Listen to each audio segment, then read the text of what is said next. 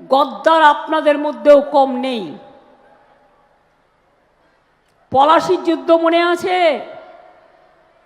সিরাজউদ্দৌলা বলেছিলেন 1757 সাল, বাংলার শেষ নবাব ইংরেজদের কাছে মাথা বিক্রি করে দিয়েছিল মির্জাফর।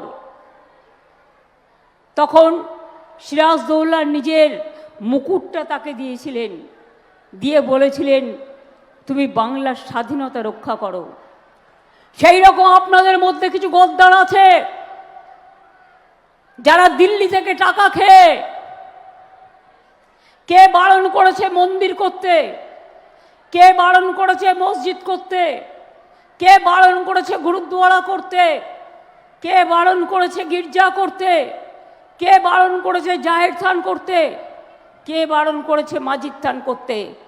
কিন্তু ইলেকশনের আগে কত টাকা পেয়েছেন আপনারা, কত টাকার থলি ঢুকেছে, আর হায়দ্রাবাদ থেকে নিয়ে এসছেন নেতা যারা বিহারে মুসলিমদের ভোট ভাগাভাগি করে বিজেপিকে জিতিয়েছে।